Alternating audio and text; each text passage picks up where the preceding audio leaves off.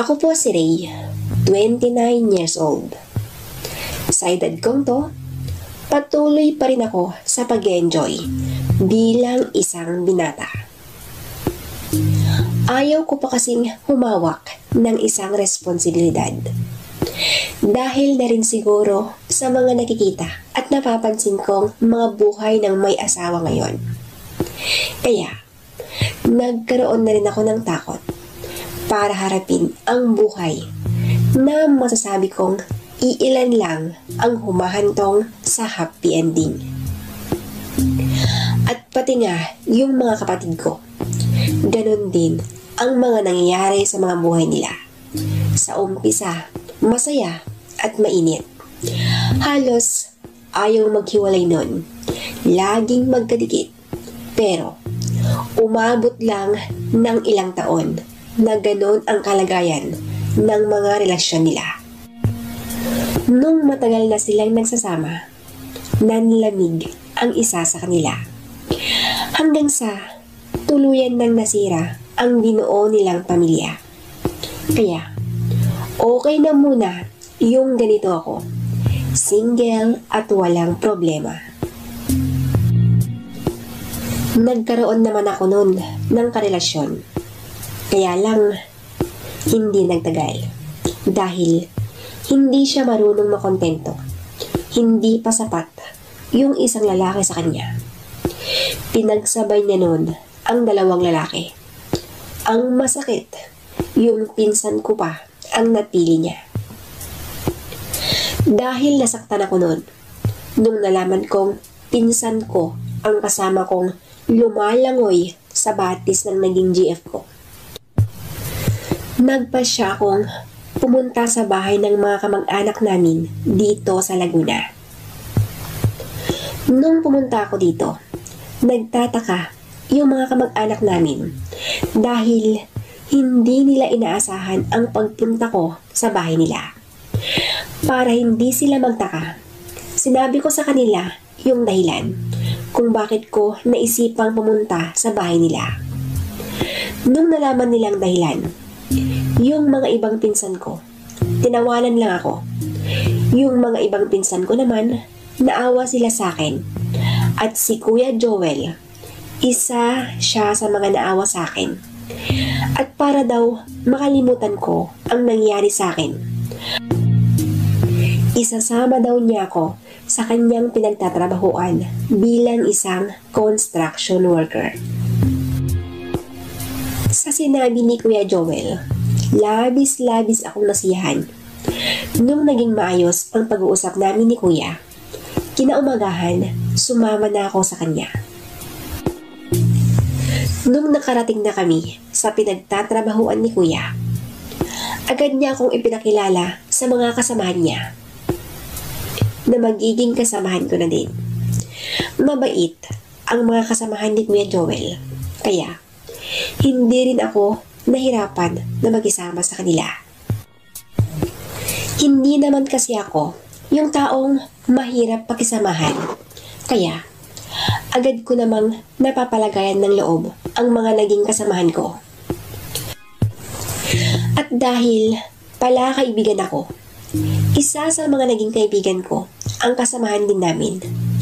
Siya si Resty. Si Resty ay halos magkasing edad lang kami. 24 din siya. Ang pinagkaiba lang namin, may asawa siya. Samantalang ako, kahit GF, wala pa sa akin. Pero kahit wala akong GF, masaya naman ako. Hindi gaya kay Resty. May asawa nga siya, pero hindi naman masaya. Lagi siyang nagkukwento tungkol sa kanilang mag-asawa. Hindi na daw sila magkasundo. Mula nung umuwi yung asawa niya sa probinsya, kasama niya daw yung mga anak nila. Hindi daw niya alam kung bakit biglang nagbago ang asawa niya. Wala akong masabi nun dahil wala naman akong karanasan. Nakikinig na lang ako para naman kahit papano may handang makinig sa mga problema niya. Hanggang sa isang araw, niyaya niya ako sa boarding house nila. Gusto daw niyang uminom. At gusto din daw niyang sabihin kay Mrs. na isa ako sa kukunin niyang maging ninong ng kanyang anak. Sa sinabi niyang yun, hindi sana ako papayag. Dahil pag umuwi na ako sa amin, wala na din silbi yung pagiging ninong ko sa anak niya. Pero pinilit niya pa rin ako. Kaya yun, pumayag na lang ako para naman wala siyang masabi. Yung unang beses na pagpunta ko sa boarding house ni Resty, nakita ko ang asawa at mga anak niya. Yun ang unang beses, pero napansin ko agad na hindi masaya ang pagsasama nilang mag-asawa. Doon ko napatunayan na totoo pala ang mga sinasabi sa akin ni Resty. Gusto ko sanang tanungin nun yung dahilan kay Resty. Kaya lang, nahihiya naman ako. Basta ang sabi lang niya, mula daw, nung umuwi yung kanyang asawa sa probinsya, nagbago na siya. Yun lang, at wala nang iba. Kaya, gusto kong malaman yung mas malalim na dahilan. Kaya lang, mas minabuti ko na lang ang manahimik. Baka kasi, ano pa yung sabihin niya sa akin? Baka isipin niyang masyado na akong nakikialam sa buhay nilang mag-asawa. Pagkalipas ng 2 buwan, dumating na yung araw na pinakahihintay ko. Yung araw ng binyag. Gaya ng sinabi ni Resty, magdala ako ng ekstrang damit. Dahil dun muna ako matutulog sa boarding nila. May kalayuan kasi yung boarding nila sa bahay ng pinsan ko. Dahil ganon ang sinabi niya, nagdala ako ng mga damit. Dahil alam kong mapapasabak na naman ako sa inom. Nung araw na pumunta ako sa boarding ni Resty, nagpaalam ako sa pinsan ko na hindi ako makakauwi. Ang sabi naman niya, mag-ingat daw ako. Ang sagot ko naman, huwag kang mag-alala pinsan, mag-iingat ako. Nung nakapagpaalam na ako sa pinsan ko, agad na akong umalis. At nung nakarating na ako sa boarding nila Resty, nakabihis na rin silang lahat. At tila ako na lang yung hinihintay nila. At hindi ko kasi alam yung simbahan na pupuntahan nila. Kaya, hinintay nila ako. Nung time na yun, agad na kaming pumunta sa simbahan. At nung nasa loob na kami ng simbahan, hindi sinasadyang magkatabi kami sa magiging kumari ko na si Arnie. Hindi maiwasan na magkasagian yung aming mga katawan dahil maraming mga tao sa loob ng simbahan. Dahil maraming mga tao nung time na yun, hindi talaga maiwasan na magkadikit ang aming mga katawan. At nung magkadikit ang aming mga katawan, may iba akong naramdaman. Alam kong malaking kasalanan ang nararamdaman ko. Lalo na at nasa loob pa kami ng simbahan. Pero hindi naman ako manhid. Lalo na at alam kong hindi na masaya si Arnie sa asawa niyang si Resty. Nung nasa loob na kami ng simbahan, parang may kuryenteng gumapang sa aking katawan. Alam kong mali ang nararamdaman kong yun. Kaya lang, hindi ko naman mapigilan yung sarili ko. Alam kong kasalanan yung nararamdaman kong yun.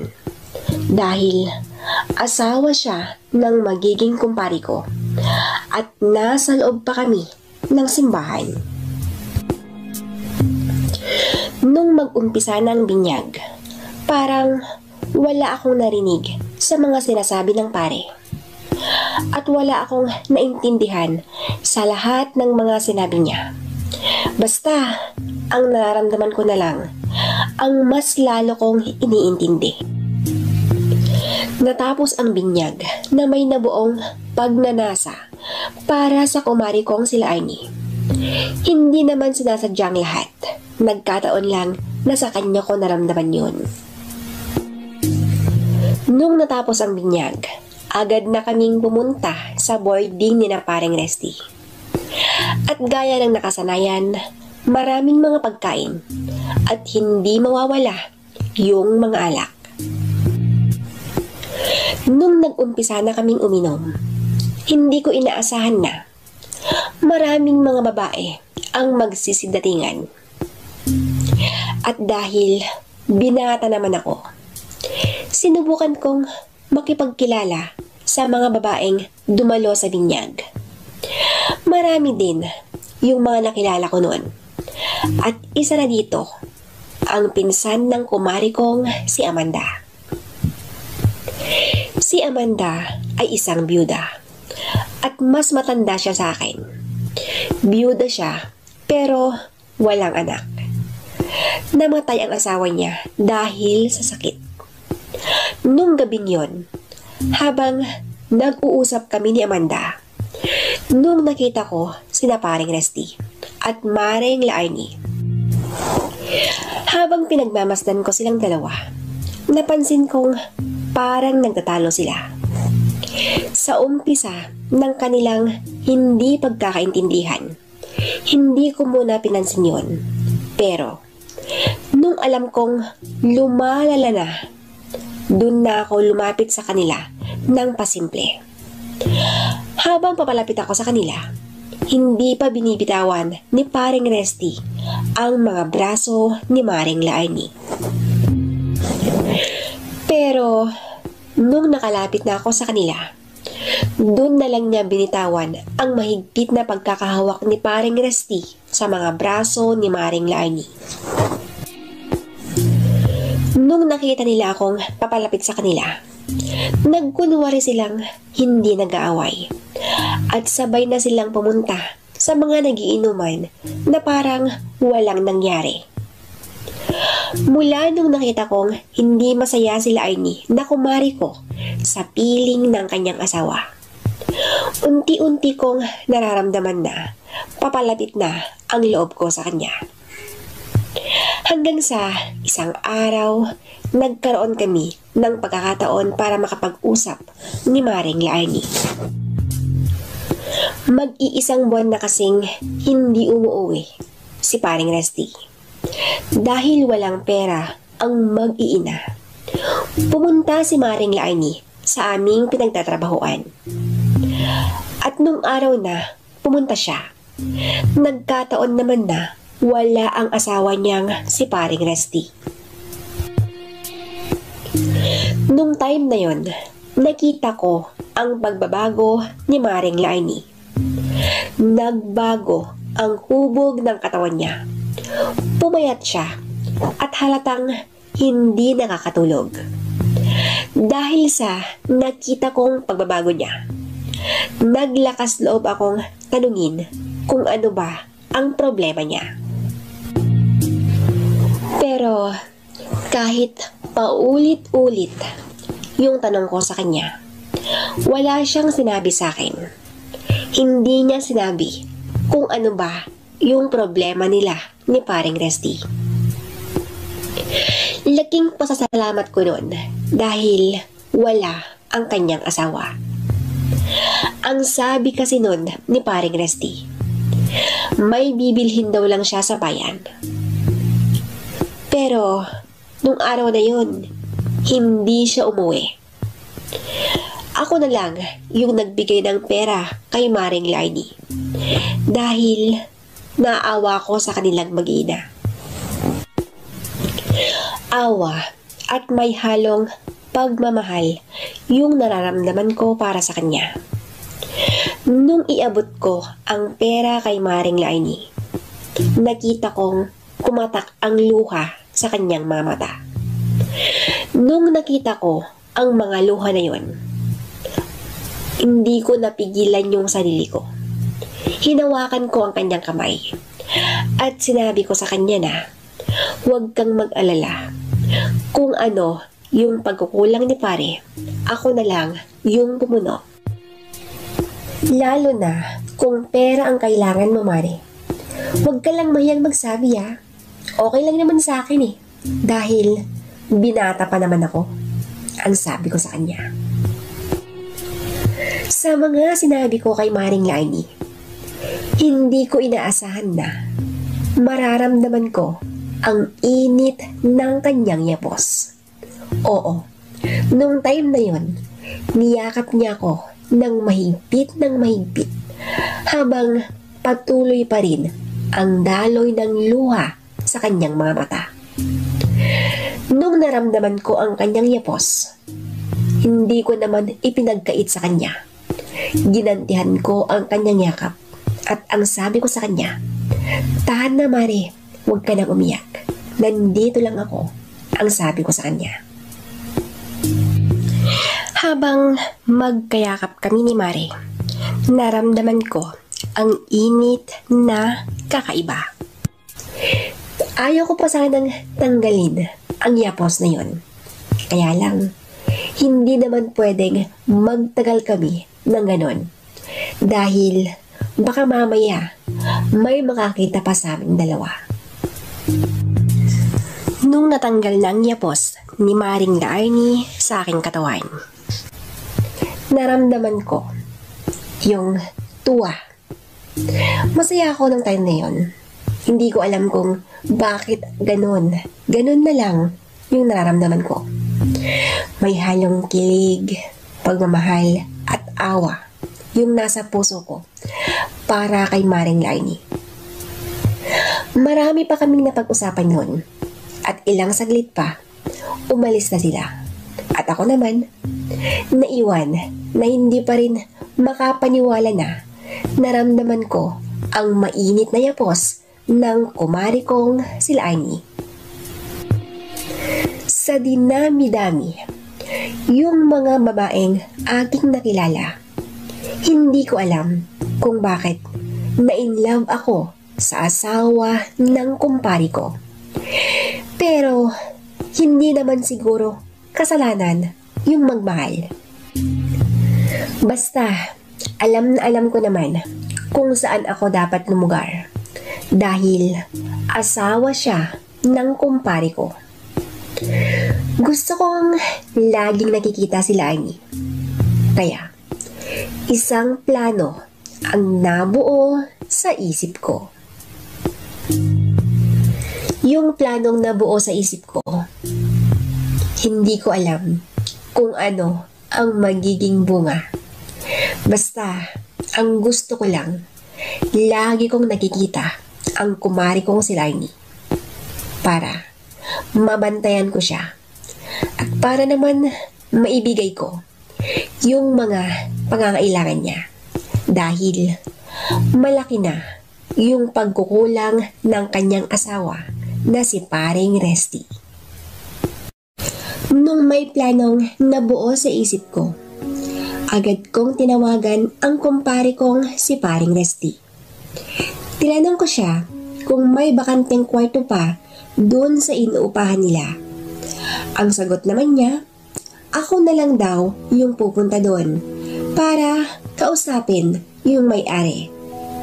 At tinanong ko na din kung bakit hindi siya bumalik sa trabaho. Ang sagot naman niya, nilipat daw siya sa ibang project. Medyo malayo daw yun. Para hindi magduda ang kumpari ko, sinabi ko sa kanya na pumunta yung kanyang mag-iina sa aming pinagtatrabahuan. Mas maganda na yung ako yung magsabi sa kanya kaysa naman malaman pa niya sa ibang tao. Ang alam ko nun, magagalit siya dahil sinabi kong ako muna yung nagbigay ng pera sa asawa niya. Natuwa siya at nagpasalamat. At ang sabi niya, pare, kung may kailangan ng pamilya ko, ikaw munang magbibigay ha.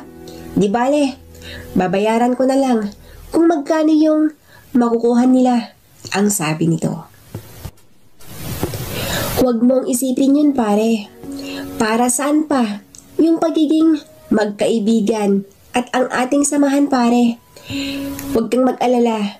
Kung ano yung pagkukulang mo sa pamilya mo, ako na yung bahalang pumuno. Lalo na kung pera ang pinag-uusapan, pare. Alam mo naman, single pa ako. Ang sabi ko kay paring Resty. Ang bait mo naman, pare. Sana huwag kang magbago. Buti na lang at isa ka sa mga ninong ng anak ko. Salamat, pare. Hayaan mo. Tutulungan kitang kausapin yung may-ari sa aming inuupahang bahay. May bakante pa dun, pare. Punta ka na lang sa linggo. Sakto, wala tayong trabaho nun. Uuwi din kasi ako para naman makita ko ang mga anak ko at mabayaran ko na din yung perang ibinigay mo sa pamilya ko. Ang sabi ni paring Resty. Sa mga sinabi ni paring Resty, labis akong nasiyahan dahil tutulungan niya ako para mapalapit na ako ng husto sa kanyang asawa. Natatakot man ako sa aking plano, pero hindi na magbabago pa ang isip ko. Kahit alam kong mahirap at alam kong malaking kasalanan yung plano ko, hindi ko na kayang iwasan pa ang kumari kong sila Arnie. Pagkatapos naming nag-usap ni paring Resty, si Kuya Joel naman yung kinausap ko. Sinabi ko sa kanya yung plano ko. Nung una, hindi siya pumayag dahil sayang daw yung pambayad ko sa kwarto. Ang sagot ko naman nun, gusto ko lang maranasan, kuya, yung buhay ng walang inaasahan. Yan na lang ang sinabi ko kay Kuya Joel. Nung naramdaman niyang hindi na magbabago ang isip ko, ang sabi na lang niya, mag-iingat ako at kung may kailangan ako, huwag daw akong mahiyang magsabi sa kanya. Huwag po kayong mag-alala, kuya. Mag-iingat po ako. Salamat, Kuya Joel. Ang sagot ko naman. Nung naging maayos na ang pag-uusap namin ni Kuya Joel, inayos ko na rin yung aking mga gamit. At habang inaayos ko ang mga yon, mukha ni Maring Laarni ang nasa imahinasyon ko. At habang iniisip ko siya, nag-flashback yung nangyari sa amin. Yung unang beses na naramdaman ko ang init ng kanyang yapos. Marami na rin yung mga babaeng dumaan sa aking mga kamay. Pero ibang-iba yung nararamdaman ko kay Maring Laarni dahil may halong kaba at excitement yung nararamdaman ko para sa kanya. Yung alam kong bawal, pero masaya ako sa aking ginagawa. Gusto kong mahalin yung taong pag-aari ng iba. Gusto ko yung may halong thrill, yung papasukin kong relasyon. Lalo na at alam kong hindi na masaya ang kumari ko sa asawa niya. Nung naayos ko na ang aking mga gamit, si Maring Laarni pa rin yung nasa isip ko. Ang tindi ng tama niya sa akin. Para akong nagayuma dahil kahit pinipilit kong huwag siya yung isipin ko, siya pa rin yung gumugulo sa isip at puso ko. Awa at pagmamahal yung nararamdaman ko para kay Kumari. Hindi ko alam kung ano pa ang hinahanap ni paring Resty. Maganda, mabait, at sexy ang asawa niya. Pero pakiramdam ko, may ibang babae si paring Resty. Dahil kung mahal niya ang asawa niya, sana hindi ganon yung ginagawa niya. Kung ako ang asawa ni Maring Laarni, hindi ko hahayaan na mawala siya sa akin dahil nasa kanya na yung mga katangian na hinahanap ko sa isang babae. Sana ako na lang yung asawa niya. Para naman hindi na sana ganon yung nangyayari sa kanya. Nagbago ang korte ng kanyang katawan. Nagbago na ng tuluyan si Maring Lainey. Noon, masayahin at palangiti. Ngayon, halos hindi na siya ngumingiti dahil sa kanyang asawa.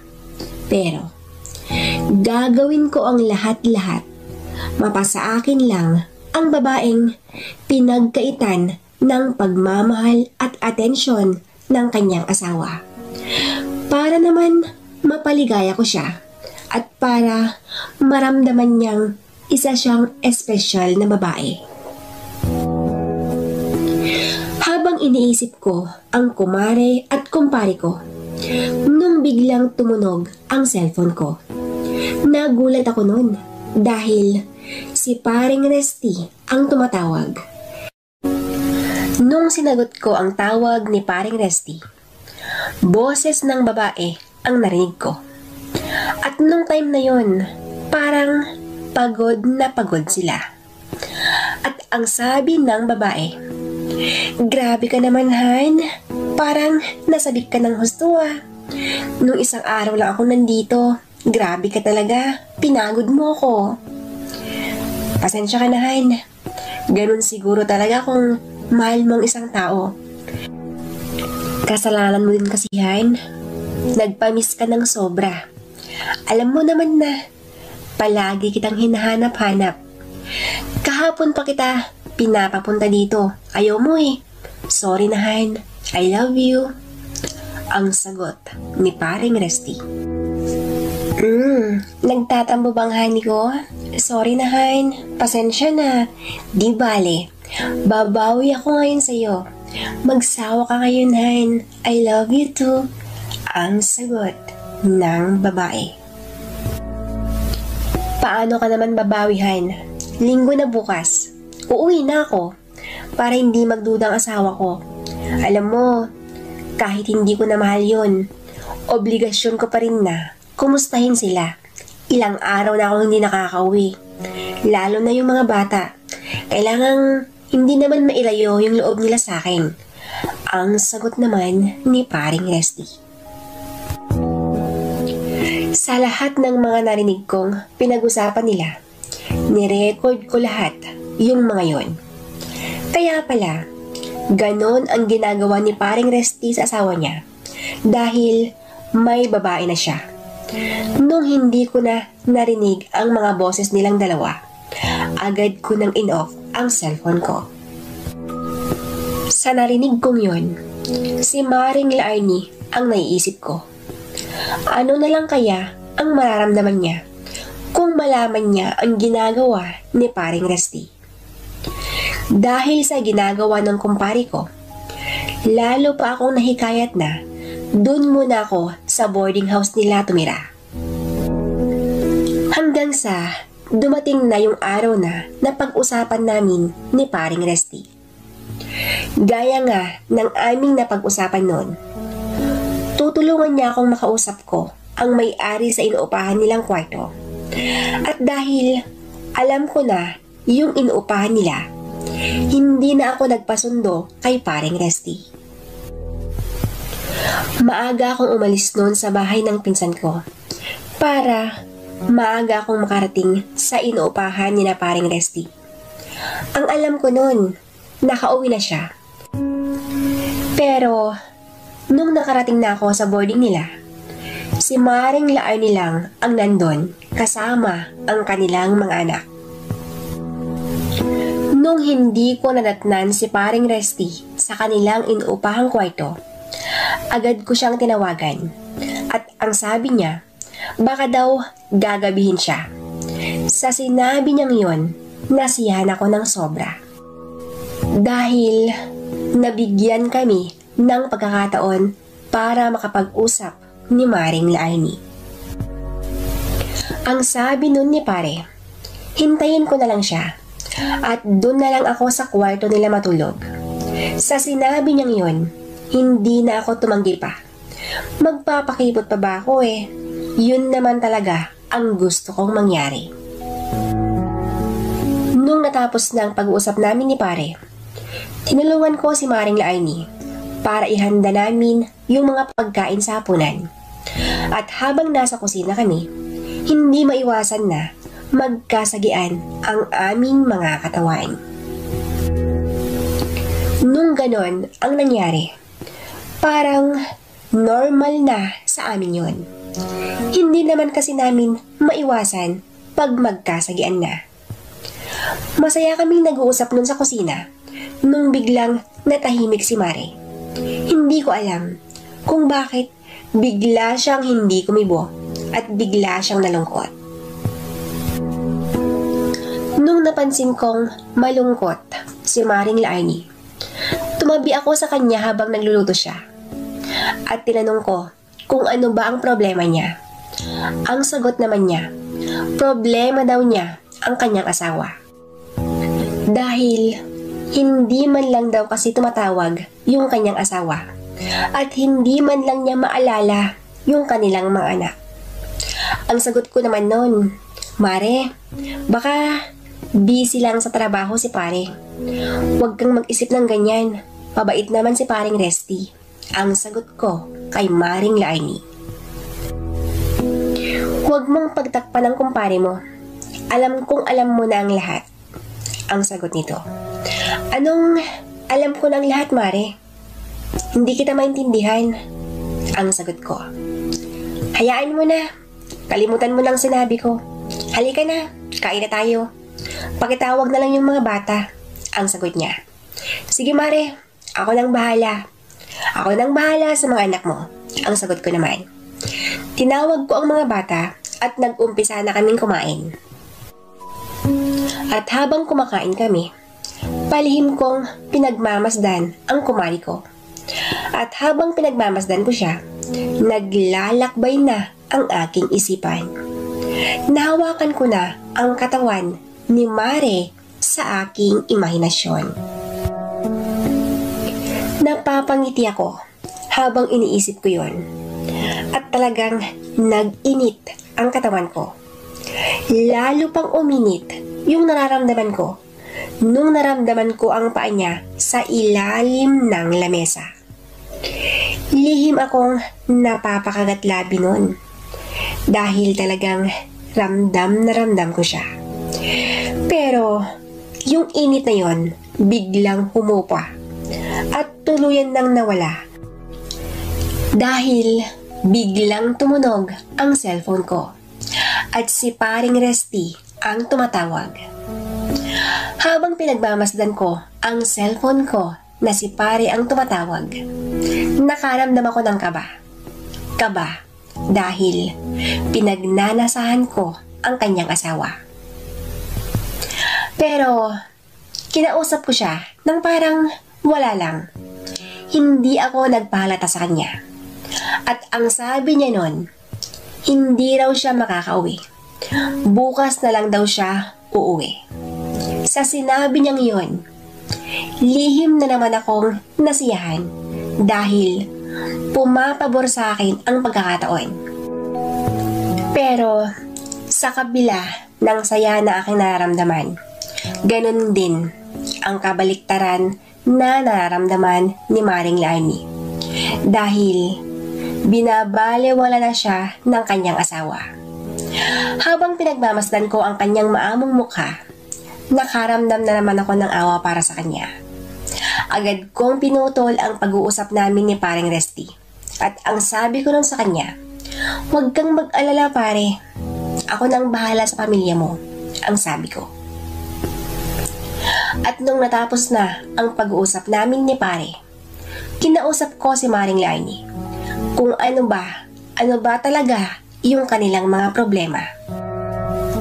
Alam mo pare, ayaw ko na sanang sabihin ito sa iba dahil ito yung sekreto namin ng asawa ko. Ayaw namin na may ibang makakaalam. Ayaw namin na malaman ng mga tao ang sekreto namin na itinago namin ng ilang taon. Kaya lang, Hindi ko na kaya, pare. Kaya, sasabihin ko na rin sa'yo. Pero, ipangako mo muna sa akin na ikaw lang ang makakaalam at wala nang iba. Ang sabi ni Maring Lani. Sa sinabing yon ni Maring Lani, napapaisip na ako dahil may sekreto pala silang tinatago. Dahil gusto kong malaman ang kanilang sekreto, sinabi ko sa kanya na, huwag kang mag-alala, Mare. Hindi ko sasabihin sa iba ang sekreto niyong matagal niyong tinatago, ang sabi ko. At sa sinabi kong yun, sumagot naman siya ng, sige pare, kumain muna tayo. At pagkatapos natin kumain, sasabihin ko na lahat sa'yo, ang sagot niya. Kahit masarap yung mga pagkain sa aking harapan, hindi na ako nakaramdam ng gutom nun. Dahil gusto ko nang malaman ang sekretong iniingatan nila. Pagkatapos namin kumain, tinulungan ko si Mare para ayusin ang aming mga pinagkainan. At habang naghuhugas nun si Mare, pasulyap-sulyap ako sa kanyang likuran, na talagang pinagpala talaga. Kahit may mga anak na sila, hindi pa rin maikukubli ang hubog na napakagandang katawan ni Kumare.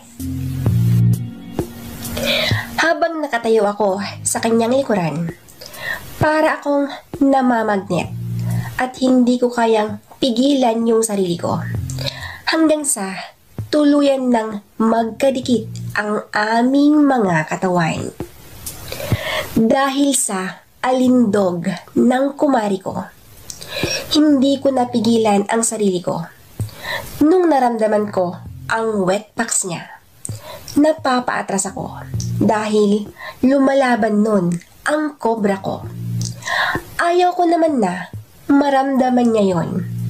Kaya naman, nagkunwari na lang akong hindi ko sinasadyang sagiin ang kanyang likuran. Oops, Mare, pasensya ka na ha. Di ko sinasadya, ang sabi ko. Sumagot naman siya ng, okay lang yun pare. Huwag mong isipin yun. Ikaw na lang kayang maghugas nito para makapag-usap na tayo mamaya. Papatulogin ko muna yung mga anak ko. At pag napatulog ko na sila, mag-shower na ako. At pagkatapos nun, mag-usap na tayo. Ang sabi ni Maring Lani. Sa sinabi niyang yon, mabilis ko nang hinugasan yung mga plato. At nung natapos ko ng mga yon, pumunta ako sa sala. Kinuha ko ang remote ng TV. Nanood muna ako habang hinihintay ko si Mare. Habang nanonood ako nun, nung nakita kong pupunta na si Mare sa banyo, nung nakita ko siya, hindi na ako mapakali sa aking kinaupuan. Lalo na at maliligo pa siya. Tumayo ako nun at palakad-lakad na ako. Dahil ang tindi ng init na aking nararamdaman. Gusto kong sundan si Mare sa banyo, pero nakaramdam naman ako ng takot at hiya.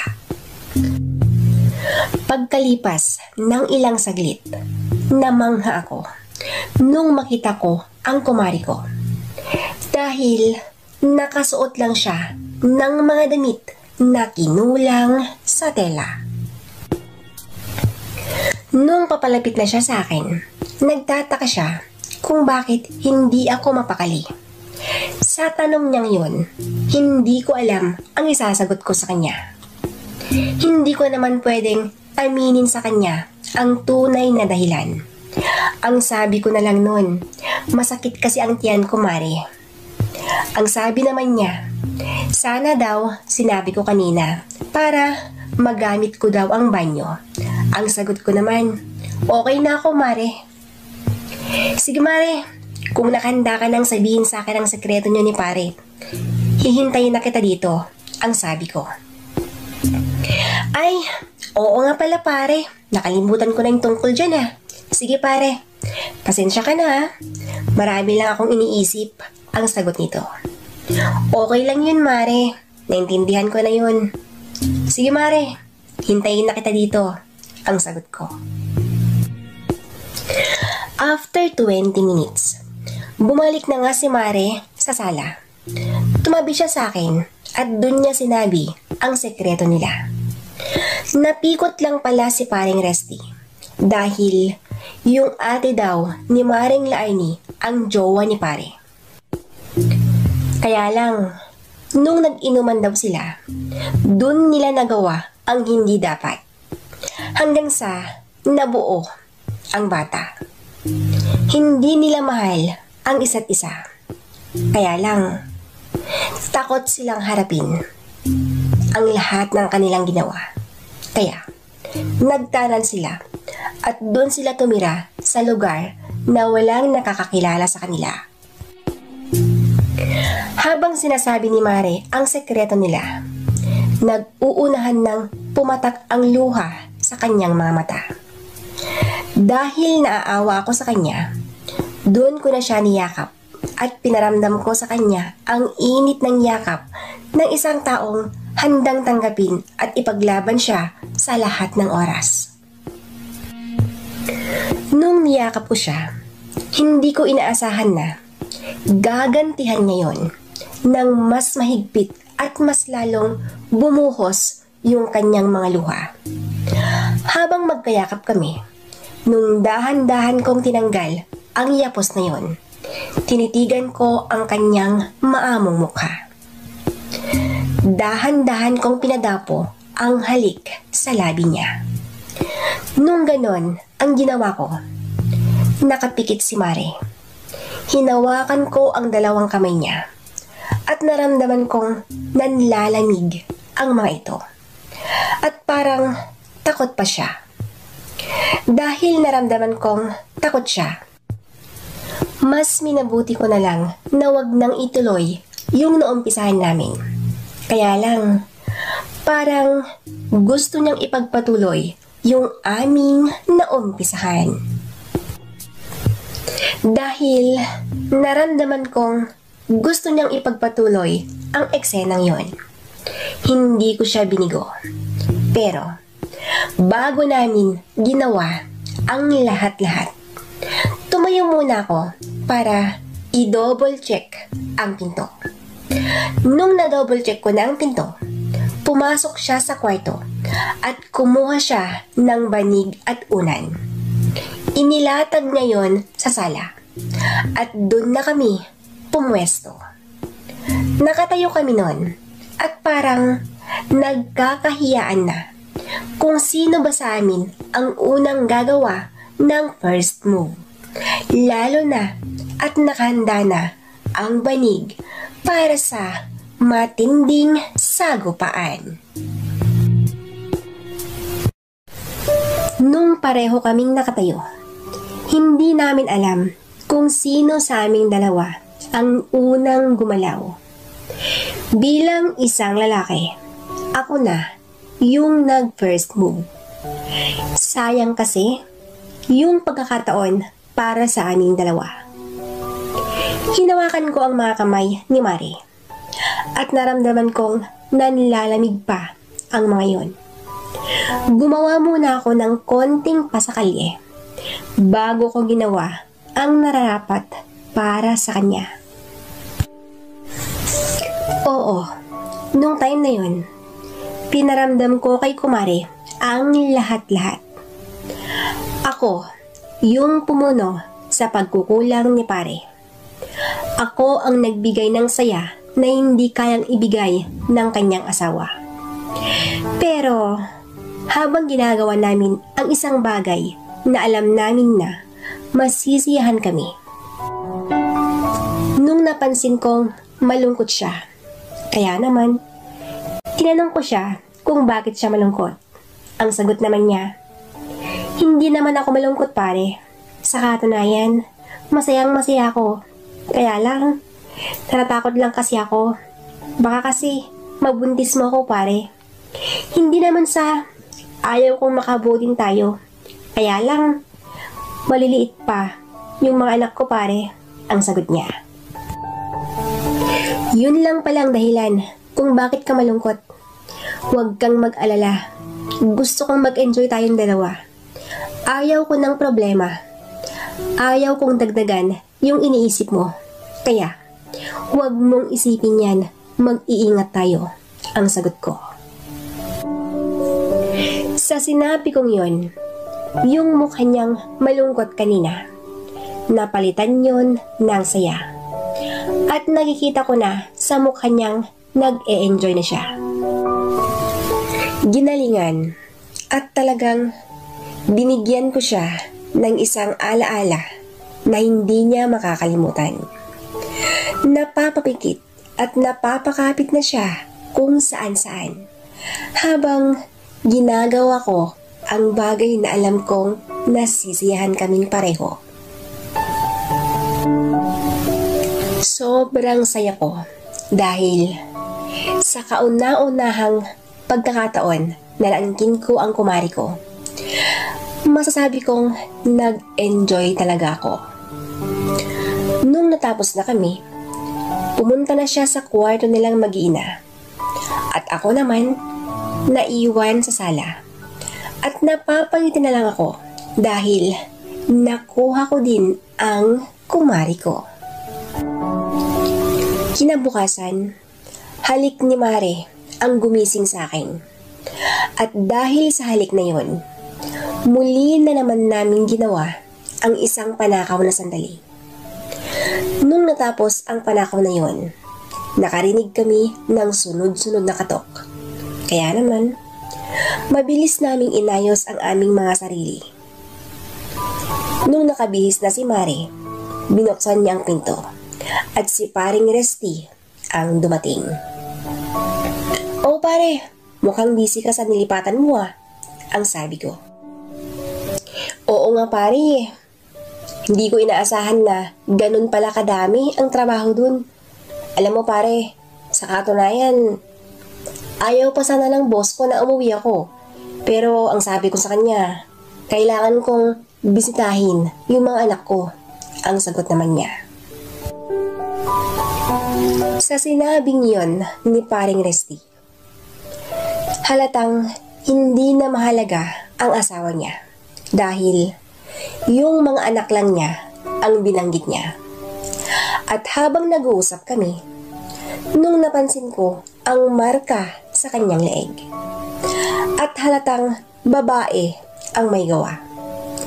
Pasimple ko siyang tinanong kung ano ba yung nasa leeg niya. Hindi niya sinabi na babae ang may gawa. Pero yung ngiti at kindat niya, alam na alam ko na. Dahil sa ginagawa ni paring Resty, naisipan kong dun na lang ako sa kwarto nila. Sasabihin ko sa kanila na dun na ako magpapagawa ng kwarto. Para naman hindi na ako lumayo kay Mare. At dahil alam ko na ang sekreto ni pare, hindi na siya nakatanggi nung sinabi kong dun na ako. Kinausap namin ang may-ari sa paupahan na yon at pumayag naman siya. Nung araw din yon, naayos ang kwarto ko. At sa aking pamamalagi sa kwarto ng mag-asawa, dito ko napansin na wala ng love sa kanilang dalawa.